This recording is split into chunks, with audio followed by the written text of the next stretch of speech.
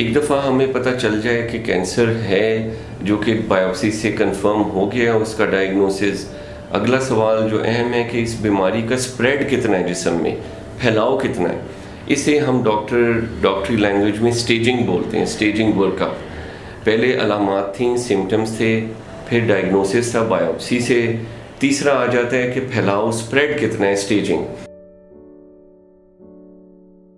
Staging के अंदर ज़्यादातर जो इस्तेमाल होने वाले टेस्ट हैं वो सीटी स्कैन है, जो कि पिक्चर खींचता है आपके जिस्म की और देखता है कि कैंसर सेल्स की गिल्टी कहाँ पड़ी हुई है और उसका इर्द गिर्द के अज़ा पे कितना असर आ रहा है। इससे अगला टेस्ट जो है वो पेट स्कैन है, PET पेट स्कैन। इसमें एक टीका लगाते हैं ग्लूकोज का और वो जिस्म के अंदर जाके फैलता है। चूँकि कैंसर सेल्स ग्लूकोज खींचते हैं, इस्तेमाल करते हैं अपने स्प्रेड के लिए, तो उस ग्लूकोज के टीके से हमें पता चल जाता है कि कैंसर सेल्स कहाँ कहाँ छुपे हुए हैं बॉडी में। नंबर 3 पे आ जाता है अल्ट्रासाउंड। जैसे जिगर का अल्ट्रासाउंड हो जाता है, मसाने का जो हॉलो ऑर्गन्स हैं उनका अल्ट्रासाउंड से भी हमें आइडिया हो जाता है कि इसमें बीमारी का स्प्रेड जो है वो कहाँ कहाँ तक हो चुका हुआ है। लेकिन मोर और less CT scan, PET scan important हैं। तीसरा है MRI, जैसे दिमाग का या पेट का जो कैंसर है या जो वहाँ पे प्रॉब्लम्स हैं, गिल्टियाँ, उनको हम MRI करके देख लेते हैं कि वो खून की नालियों से या सांस की नाली से कितनी दूर हैं। दिमाग का MRI बहुत ज़रूरी है क्योंकि दिमाग के मुख्तलिफ़ हिस्सों के कैंसर जो हैं मुख्तलिफ़ तरीके से बिहेव करते हैं और अगर हमने MRI करके हमें अंदाज़ा हो जाता है कि इस कैंसर को हम शुआओं से जला सकते हैं या हम इसको ऑपरेशन करके निकाल दें। इन दोनों चीज़ों के लिए प्रॉपर MRI करना बहुत ज़रूरी है। सबसे अहम एरिया है ट्रीटमेंट ऑफ कैंसर, इलाज। हमें पता चल गया बीमारी क्या है, हमने देख लिया उसका फैलाव क्या है, हमने कंफर्म कर लिया उसके सेल्स कौन से वाले हैं। अब सबसे अहम अगला जो एरिया है वो है इलाज का। अगर तो कैंसर एक ही जगह लोकेटेड है जिस्म के एक आज़ा में, तो फिर हम ऑपरेशन करते हैं, जिसे बोलते हैं सर्जिकल ट्रीटमेंट। एक जगह गिल्टी है, ऑपरेशन करके उसको निकाल दिया जाता है। That is called surgical curative treatment for that guilty या कैंसर। जैसे ब्रेस्ट कैंसर है, एक जगह है, हम ऑपरेशन करके निकाल देते हैं। जितना जल्दी उसको रोक दिया जाए, निकाल दिया जाए ताकि वो फैले ना। लेकिन ऑपरेशन में हम वो गिल्टी निकाल सकते हैं जो हमें नज़र आ रही है। जो छोटे छोटे सेल्स हैं कैंसर के, वो हमें नज़र नहीं आ रहे होते, वो वहाँ से निकलते हैं और इर्द गिर्द लिम्फ नोड्स या गदूदों में चले जाते हैं। इसलिए ऑपरेशन के बाद भी बहुत सी बीमारियों में कीमोथेरेपी या इम्यूनोथेरेपी या रेडिएशन देनी पड़ती है, क्योंकि वो बीमारी जब हमने निकाली तो वो एक जगह के अलावा इर्द गिर्द थोड़े से सेल्स थे, उनको हमें उसी वक्त ही ऑपरेशन के बाद उनको हैंडल करना पड़ता है। नंबर 2 है रेडिएशन। जैसे सर्जरी एक जगह पे लोकलाइज्ड है, इसी तरह रेडिएशन भी एक जगह पे की जा सकती है। बहुत सी जगहों पे नहीं, जहाँ कैंसर एक जगह फोकस्ड है उसको हम जला के बर्न कर सकते हैं। इसमें आजकल बहुत से लेटेस्ट तरीके आ चुके हैं जो कि टाइप ऑफ रेडिएशन फोकस्ड है, से बोलते हैं IMRT, intensity modulated radiation treatment. Linear accelerator मशीनें हैं जिनसे कि शुआएं जो एक बॉडी के ऑर्गन पे एक जगह पे फोकस की जाती हैं ताकि इर्द गिर्द के अज़ा जो हैं उन पे डैमेज या मुज़र असरात ना आएँ। एक नई किस्म की रेडिएशन है जिसे गैमा नाइफ कहते हैं या साइबर नाइफ, वो पाकिस्तान में अब आ चुकी है कराची में, जिससे कि कैंसर सेल्स को बहुत बेहतर तरीके से जला के ख़त्म कर सकते हैं। ख़ास तौर पे ब्रेन कैंसर को, ब्रेन के अंदर जो दिमाग का कैंसर है उसको बर्न किया जा सकता है। अगला है स्टेप ट्रीटमेंट में कीमोथेरेपी। कीमोथेरेपी वो दवाइयाँ हैं जो टीकों की फॉर्म में पेशेंट के अंदर डाली जाती हैं और वो खून के थ्रू जाती हैं और कैंसर सेल्स को ख़त्म करती हैं। ये तरीका इलाज अब आउटडेटेड है, बहुत सी दुनिया में अब कीमोथेरेपी ख़त्म होती जा रही है। अब ज़्यादातर जो है टारगेटेड ट्रीटमेंट्स के ऊपर काम चल रहा है। कीमोथेरेपी जो है वो चूँकि जब खून में जाती है, जो वो कैंसर सेल्स के अलावा नॉर्मल जिस्म के सेल्स को भी इफ़ेक्ट करती है, जिसकी वजह से कमज़ोरी होती है, उल्टियाँ आती हैं, मुंह में छाले बन सकते हैं, सर के बाल उतर जाते हैं। और इस ट्रीटमेंट से कैंसर सेल्स तो ख़त्म होते ही हैं, लेकिन बाकी सारे जो जिस्म के इर्द गिर्द के सेल्स हैं वो ख़राब और डैमेज हो जाते हैं, जिनसे कि मरीज़ को बहुत ज़्यादा साइड इफ़ेक्ट्स फेस करने पड़ते हैं। इसलिए इस इलाज को अब आहिस्ता आहिस्ता कम होता जा रहा है और इसको अब इतनी ज़्यादा प्रायोरिटी नहीं दी जाती, जबकि हम वो ट्रीटमेंट्स देने की कोशिश करते हैं जो कि सिर्फ कैंसर सेल्स को हिट करें और बाकी जिस्म को तंग ना करें। इलाज में अब जो नई चीज़ है वो है टारगेटेड थेरेपीज़। टारगेटेड थेरेपीज़ जैसे कि उनके लफ्ज़ से भी समझ आती है कि जो कैंसर सेल्स को टारगेट करे। ये ऐसी हैं जैसे मिसाइल हैं, उनको डिज़ाइन ऐसा किया गया है दवाइयों को जो कि जिस्म में जाके कैंसर सेल्स के ऊपर चिपक जाती हैं। कैंसर सेल्स के ऊपर कुछ रिसेप्टर्स हैं जिनके लिए वो दवाई की अट्रैक्शन है, वो जाके उन कैंसर सेल्स के ऊपर चिपक जाती है, जिससे कैंसर सेल्स एक तो डॉर्मेंट हो जाते हैं, सो जाते हैं, नंबर 2 वो ग्रो नहीं कर पाते और जिस्म में दूसरी जगहों पे नहीं जा पाते। इन टारगेटेड थेरेपीज़ में टैबलेट्स भी हैं और टीके भी हैं, लेकिन इसमें बहुत अहम चीज़ ये है कि हम कैंसर सेल्स के ऊपर टेस्ट करके देखें कि आया वो रिसेप्टर या टारगेट वहाँ है। अगर तो कैंसर सेल्स को हम लेबॉर्ट्री में चेक करते हैं, अगर तो उसकी सरफेस के ऊपर, झिल्ली के ऊपर वो रिसेप्टर है, फिर हम वो दवाई देते हैं, या तो वो टैबलेट फॉर्म में या टीके की फॉर्म में। वो जिस्म में जाके अगर टैबलेट है तो मैदे से हज़म होती है, जिगर में जाती है और फिर खून में आ जाती है। खून में आके वो अपने टारगेट के ऊपर जाती है और जाके जिस्म में जो कैंसर सेल्स के ऊपर रिसेप्टर्स हैं उन पे चिपक जाती है, जिससे कि कैंसर सेल ब्लॉक हो जाते हैं, रुक जाते हैं। ये आजकल दुनिया में बहुत नई जदीद जो दवाइयाँ आ रही हैं वो टारगेटेड ही हैं। इसका मिसाल ऐसा है जैसे लंग कैंसर के ऊपर EGFR रिसेप्टर्स हैं, एपिडर्मल ग्रोथ फैक्टर रिसेप्टर, जो कि जिस सेल्स के ऊपर हो उसके लिए 2-3 टैबलेट्स आ चुकी हैं, अर्लोटिनेब और जेफेटिनेब या ऑसिमर्टिनेब। ये जाके कैंसर सेल के ऊपर चिपकती हैं और उसको ठंडा कर देती हैं, कोल्ड कर देती हैं। इसी तरह एक और रिसेप्टर है एल्क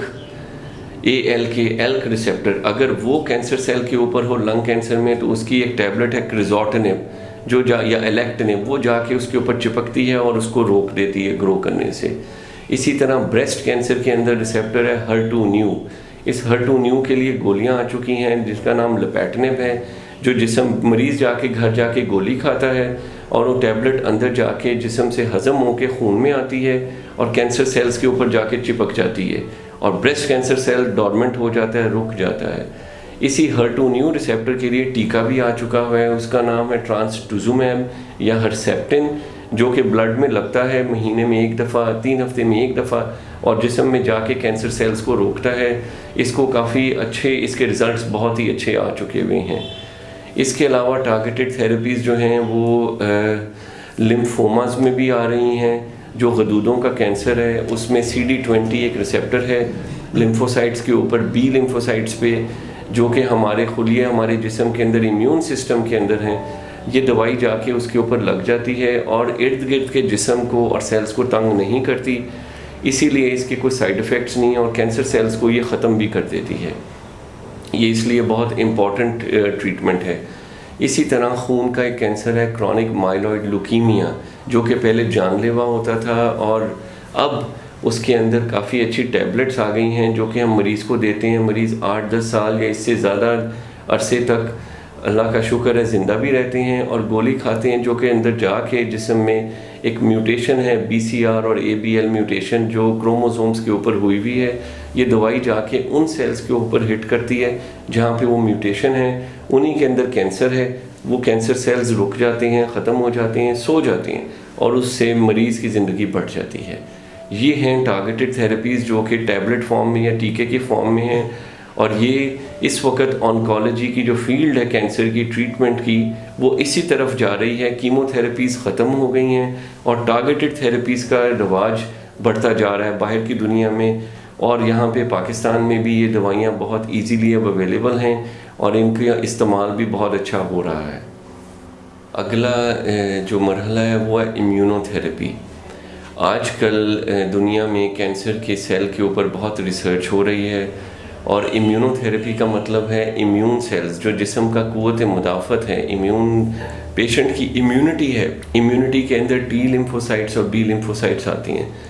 अब कैंसर सेल्स के ऊपर रिसर्च से ये पता चला है कि अगर हम जिस्म के अंदर जो मरीज़ की अपनी इम्यूनिटी है, होस्ट इम्यूनिटी, जो कि अपनी उसकी बॉडी के अंदर है, अल्लाह ताला ने दी हुई है, जिसने कि कोई भी ट्रॉमा हो या कोई भी कैंसर हो, इन्फेक्शन हो, उसको फाइट करना है।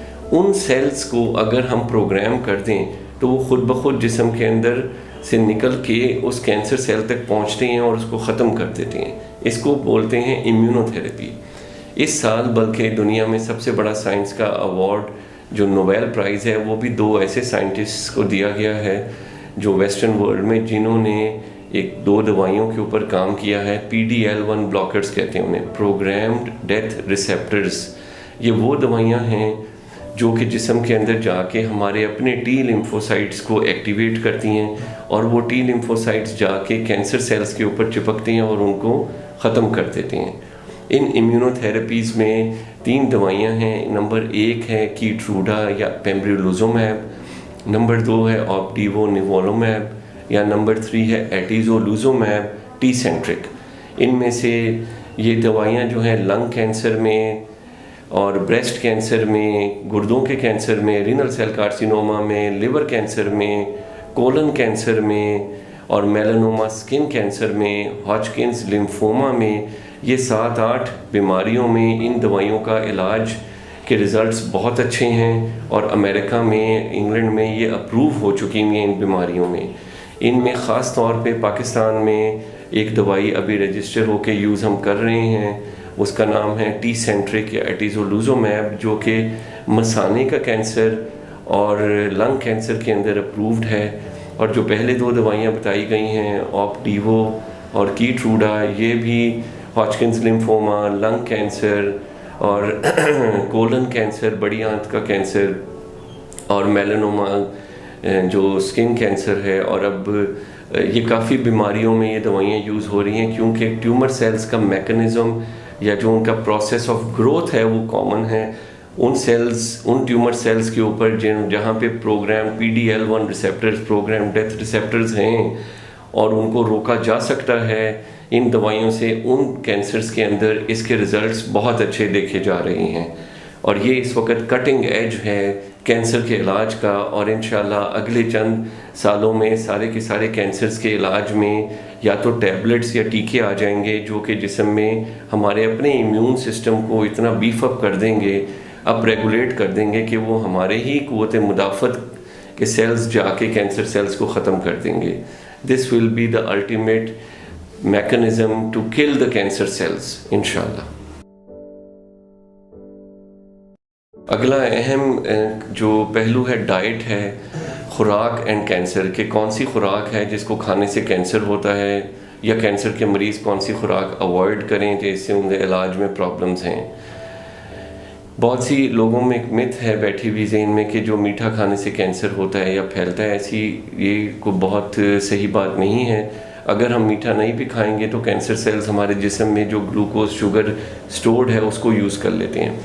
कुछ ऐसे खाने हैं जिनसे कैंसर बढ़ता है या कह लें कि कैंसर सेल्स की प्रोलिफरेशन बढ़ती है, जिनको हमें अवॉइड करना चाहिए। प्रोसेस्ड फूड हैं जो टिन में खाने पड़े हुए हैं, कई साल से 6 महीने से पैक्ड हैं, उनमें केमिकल्स हैं, प्रिजर्वेटिव्स हैं जो कि हमारी सेहत के लिए अच्छे नहीं हैं।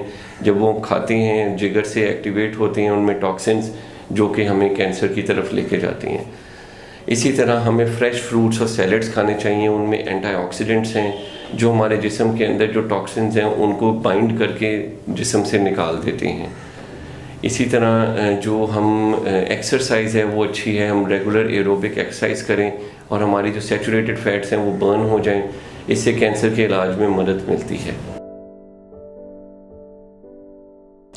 कैंसर के इलाज में एक चीज़ पैलिएटिव केयर है, वो ये है कि जब कैंसर बहुत ज़्यादा फैल जाए, स्टेज 3 या 4 में आ जाए, तो हम उसको कैंसर की, अगर मरीज़ कमज़ोर है तो हम कैंसर की इलाज की दवाइयाँ उसको नहीं दे पाते, लेकिन जो कैंसर से रिलेटेड प्रॉब्लम्स हैं, दर्द है, सांस की लेने में दिक्कत है, इन्फेक्शन है, बुखार है या कमज़ोरी है, ठंडे पसीने हैं, उल्टियाँ हैं, हम उन चीज़ों की दवाइयाँ देते हैं जो सिम्टम को कम कर दें। दर्द है तो दर्द की दवाई दें, सांस ख़राब है तो सांस बेहतर करने की दवाइयाँ दें, अगर कमज़ोरी हो रही है तो ताकत की दवाइयाँ दें। इसको बोलते हैं पैलिएटिव केयर या हॉस्पिस केयर, कि हम कैंसर सेल्स की ख़त्म करने की दवाइयाँ ना दें, लेकिन जो मरीज़ में जो सिम्टम्स बन रहे हैं उस कैंसर सेल से, उनको कंट्रोल करें। इसके ऊपर हम काफ़ी काम करते हैं अपनी प्रैक्टिस में भी नेशनल हॉस्पिटल लाहौर में। कैंसर स्क्रीनिंग की भी काफ़ी इम्पॉर्टेंट एस्पेक्ट्स हैं कि हम क्या चीज़ करें जो हम कैंसर को जल्दी पकड़ सकें। इसमें इम्पॉर्टेंट बात यह कि ख़वातीन जिनकी एज 35 से ज़्यादा है, अगर उनको ब्रेस्ट में गिल्टियाँ महसूस होती हैं या उनकी फैमिली हिस्ट्री है, उनकी अम्मी को, नानी अम्मा को या खाला को ये कैंसर ब्रेस्ट का रहा है, उनको हम यंग एज के ऊपर उनकी स्क्रीनिंग मेमोग्राफी शुरू करते हैं। मेमोग्राफी वो एक्सरे है जो छाती का किया जाता है, लेकिन जब यंग एज में कैंसर हो तो कभी कभार मेमोग्राफी में नहीं पिक होता, उन सिचुएशंस में हम ब्रेस्ट का MRI करते हैं। नंबर 2 जो है कोलन कैंसर है, बड़ी आंत का कैंसर, उसकी स्क्रीनिंग के लिए स्टूल टेस्ट करते हैं। पखाने में अगर ब्लड हो तो हमें उसके लिए कोलोनोस्कोपी करनी पड़ती है, कैमरा डाल के देखा जाता है, उससे पता भी चल जाता है कि कैंसर कहाँ है और कितना है, और उसकी बायोप्सी से कॉन्फर्मेशन भी हो जाती है। तीसरी स्क्रीनिंग है पैप स्मेयर, जो कि ख़वातीन में जो बच्चेदानी का मुंह है उसकी बायोप्सी की जाती है, लेडी डॉक्टर्स चेक करती हैं और फिर उसकी बायोप्सी को माइक्रोस्कोप में देखा जाता है। इससे सर्विकल कैंसर की स्क्रीनिंग कहा जाता है। अभी हमने शुरू नहीं किया, लेकिन शायद आने वाले वक्तों में CT स्कैन हो लंग कैंसर को बचाने के लिए या लंग कैंसर को जल्दी पिक करने के लिए। हम पहले एक्सरे किया करते थे, लेकिन एक्सरे के अंदर चीज़ें मिस हो जाती हैं। अब CT स्कैन का रवाज है, दौर है कि हम CT स्कैन करके लंग की स्लाइसिस करके देख लेते हैं, उसमें कोई गिल्टी है तो उसको हम जल्दी पकड़ सकें और उसका इलाज शुरू कर सकें। आखिर में प्रिवेंशन ऑफ कैंसर भी इम्पॉर्टेंट है कि हम कैसे कैंसर को रोक सकते हैं या इसको अवॉइड करें। इसमें कि हम फल, फ्रूट, सब्जियां खाएं ताज़ी, एक्सरसाइज करें एरोबिक रेगुलरली, और साथ जो चीज़ें कैंसर कॉज करती हैं उनको अवॉइड करें, जिसमें प्रोसेस्ड फूड्स हैं ज़्यादा, टिन्ड फ्रूट्स हैं, प्रिजर्वेटिव्स हैं, स्मोकिंग ना करें, उसको अवॉइड करें। इसी तरह हवा में जो पोल्यूशन है उसको अवॉइड करें। हमारी जो बेसमेंट्स हैं उसमें एक रेडॉन गैस है जिसकी वजह से लंग कैंसर होता है, उसको अवॉइड किया जाए। ये है। इसी तरह बहुत से लोग जो बाज़ार से शेव कराते हैं, हेयर कट कराते हैं, उनको पता होना चाहिए कि जो सेफ्टी जो रेज़र है या उस तरह है वो साफ़ हो, तो उससे हेपेटाइटिस C और हेपेटाइटिस B नहीं फैलता। इसी तरह हम दांतों का जब कोई क्लीनिंग कराने जाएं या एक्सट्रैक्शन कराएं, उसमें हेपेटाइटिस B, C और HIV का फैलने का अंदेशा है, जो कि बाद में हेपेटाइटिस B और C की वजह से लिवर कैंसर हो जाता है। इसलिए इन चीज़ों को अवॉइड करना बहुत ज़रूरी है। हम अपनी नॉर्मल लाइफ में सादी खुराक खाएं, एक्सरसाइज करें, और ऐसी चीज़ें जिनसे कि ये हेपेटाइटिस B, C या ऐसी चीज़ें हो सकती हैं, इसको अवॉइड करें। ये हमें करना चाहिए। कैंसर वैक्सीन्स एक इम्पॉर्टेंट चीज़ है। एक वैक्सीन अब आ चुकी है जो कि सर्विकल कैंसर, बच्चेदानी के मुंह का कैंसर, सर्विकल कैंसर के लिए इस्तेमाल होती है, और ये अगर यंग बच्चियों को लगा दी जाए उनके कॉलेज या स्कूल एज में, तो वहाँ उन बच्चियों को बाद में आगे जाके यूट्रस का, सर्विक्स का कैंसर नहीं होता। इसलिए उस वैक्सीन का भी हमें ख्याल होना चाहिए और अपने डॉक्टर से डिस्कस करना चाहिए।